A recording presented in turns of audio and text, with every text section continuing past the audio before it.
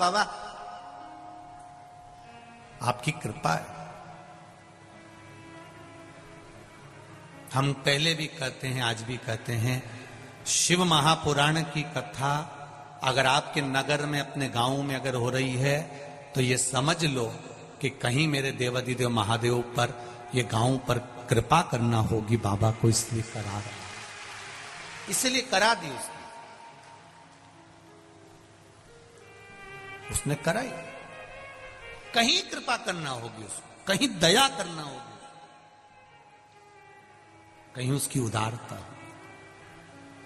बहुला गाय अपने पुत्र मनोरथ को दूध पिला रही है और मनोरथ को दूध पिलाते पिलाते मुख पर फेन आ गया, फेन आया, उड़ा, शिव जी पे गया, शंकर भगवान को क्रोध आया।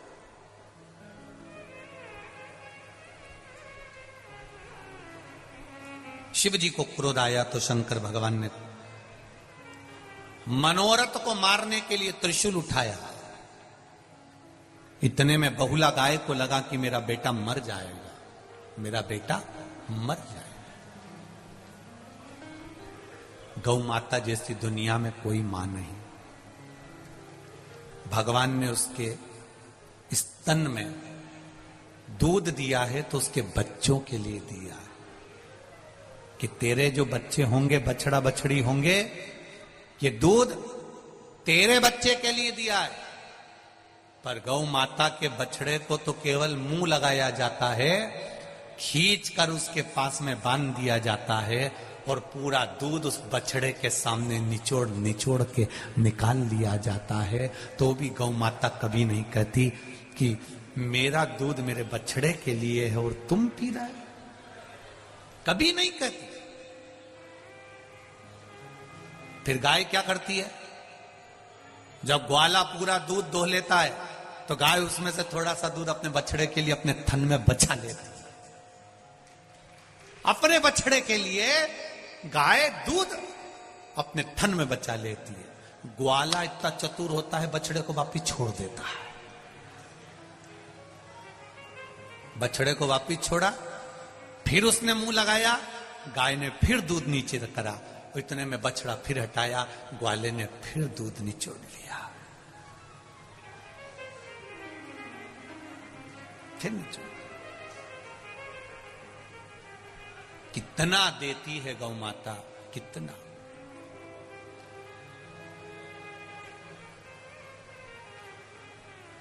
उसका देना सरल नहीं,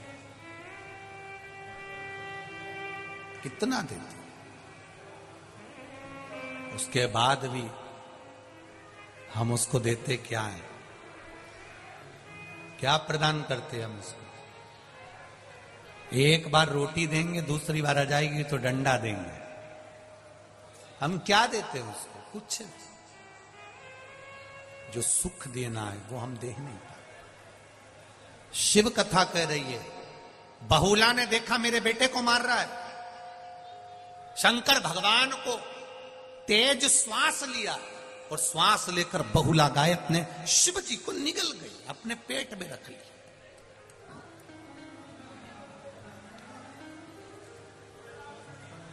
दो माता ने शंकर भगवान को निगला था और वो भी अपनी औलाद के लिए, अपनी संतान के लिए निगला। बहुला गाय शिवजी को निगली तो अपनी औलाद के लिए, अपनी संतान के लिए, और पार्वती मैया भी भगवान शंकर को निगल गई थी केवल अपनी संतान के लिए, केवल अपनी संतान के लिए। जगत में ऐसी कोई मां नहीं है जो बेटे को बद्दुआ देती हो, और देती भी होगी ना, कोसती भी होगी। जब जब बहुओं से झगड़ा होता है ना तो सास कह देती आड़ा टेढ़ा, बोल देती अपशब्द। तो बहुओं को बुरा नहीं मानना चाहिए कि सास ने पति से कह दिया, पत्नी ने, देखो तुम्हारी मम्मी ने तुमको अपशब्द कहा, तुम्हारी मम्मी ने तुमको आड़ा टेढ़ा कहा, तुम्हारी मम्मी तो तुमको कोस रही है, तुम्हारी मम्मी तुम्हें कोस रही है।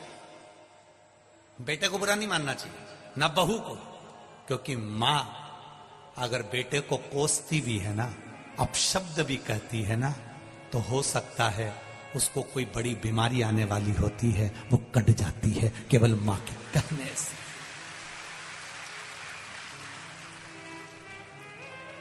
क्या यशोदा मैया लाला को प्रेम नहीं करती थी? जो छड़ी लेकर बन होता था तो क्या लाला को क्यों नहीं देती थी? अपाच्य हो जाएगा, छड़ी लेकर भागी, इसको तकलीफ हो जाएगी। क्यों गलत काम करता है? छड़ी लेकर भाग रही, इसको बांध देती है। क्या यशोदा जी के हृदय में कृष्ण के प्रति प्रेम नहीं था? अपार प्रेम था, अपार। पर बच्चों का अहित नहीं चाहती थी। मेरा भी मेरी मां से निवेदन है, अपने बच्चे को खूब प्रेम करो, दिल से प्रेम करो। दुनिया के सारे तारे तोड़कर तुम अपनी औलाद को दे दो, मना नहीं है। पर एक निवेदन है, अपने बच्चों को तारों के साथ में संस्कार जरूर दे दो। देव तोड़ करता है और उसके साथ में संस्कार दीजिए। अपने बच्चों को ज्ञान दीजिए, संस्कार दीजिए।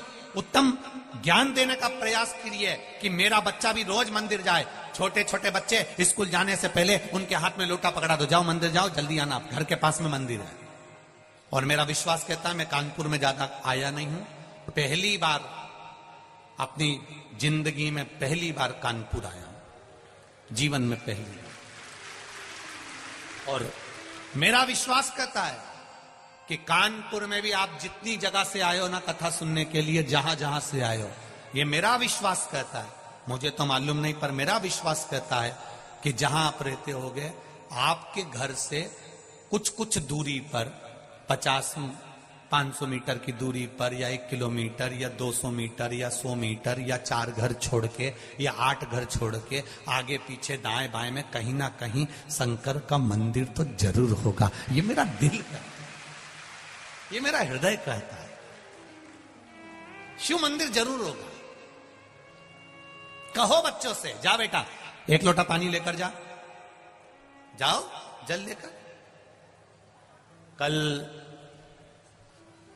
वहां दर्शन करने गए थे आनंदेश्वर, बहुत अच्छा लगा। वहां देखकर शिव जी की आराधना में नवयुवक बेटे, नवयुवक बेटियां, नवयुवक लड़के, नवयुवक बेटियां, सब हाथ में लोटा ले लेकर, कोई अपने घर के लिए वापिस जा रही थी, कोई शिव मंदिर जा रही थी। देखकर इतनी प्रसन्नता हुई कि लोग अपने घर से लोटा लेकर आए हैं और जल चढ़ाकर जा रहे हैं। इसकी प्रसन्नता है। नमन करता हूं मैं काफी पीठों को, और यहाँ के रहने वाले एक छोटे से छोटे झाड़ू लगाने वाले तक को मैं प्रणाम करता हूं। बड़ी प्रबलता है, बड़ी प्रबलता। ये अविरल भक्ति है।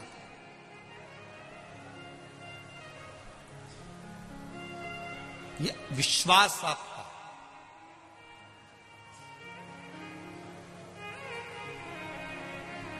मर्यादा आपकी, आपका भरोसा, आपकी दृढ़ता शिव के प्रति है। मां कभी बुरा नहीं चाहती, मां कभी बुरा नहीं बोलती, और बोलती है तो समझ लेना कि कहीं बच्चों का हित होना होगा। कोस रही है ना, कोसने दो। मेरा बहुओं से भी निवेदन रहता है, जरा जरा सी बात में झगड़ा कर कर मायके मत जाओ, बिल्कुल मत जाओ। और ना तुम्हारे घर में झगड़ा हो रहा है तो मायके वालों को भी मत बताओ, और ना उनको उसमें बुलाओ। हो गया ना, निपटेंगे। कई लोग थोड़ा सा झगड़ा हुआ अदालत पहुंच जाते हैं, तलाक की नौबत आ जाती है, तलाक की बात होने लगती है। मेरा निवेदन है, आप जितने भी लोग बैठे हैं, लड़की की शादी के लिए ना जाने कितने लड़के देखे होंगे, और लड़के की शादी के लिए ना जाने कितनी लड़की देखी होगी। कितने लड़के तुम्हारे विवाह के लिए ना जाने कितने संबंध आए, और कितने संबंध देखे, तब जाकर तुम्हारी किस्मत में ये लिखे थे जिनसे तुम्हारा विवाह हुआ है। और कितनी लड़की देखी, तब जाकर तुम्हारी किस्मत में ये जगदम्बा लिखी थी। कितनी देखी। अब सोचो, ललाट पर अगर तुम्हारी किस्मत में ये लिखा है और तुम्हारी किस्मत में ये लिखी है, तो तुम झगड़ा कर कर तलाक ले भी लोगे ना, और दूसरी शादी कर भी लोगे, तो ये पक्का है, ये जैसा मिला है इससे दुगना भेरू मिलने वाला है, पक्का है। और भारी। इसलिए थोड़ा सा राजीनामा करना सीखो, थोड़ा सा आपस में समझौता करना सीखो। थोड़ा आपस में स्नेह करो, झगड़ो करो, थोड़ा प्रेम रखिए, थोड़ा स्नेह। लिखन वाले ने अगर दुख लिखा है तो वो दुख तो मिलेगा, चाहे तुम कुछ भी करो। बस उस दुख का एक समय होता है, वो दुख मिटने का भी एक समय होता है। ये यहां पर, ये आगे जाते हो ना, ये यहां से निकले और आप लोग इधर मंदिर के लिए जाते हो, ये चौराया पड़ता है ना, इसके नीचे क्या बोलते हैं, वो ब्रिज बन रहा है मेट्रो का, वहां पर आगे जाके लाल बत्ती हरी बत्ती का चौराया है, वहां बत्ती लगी रहती है, लाल बत्ती हरी बत्ती। हमारी भी गाड़ी रुकी थी,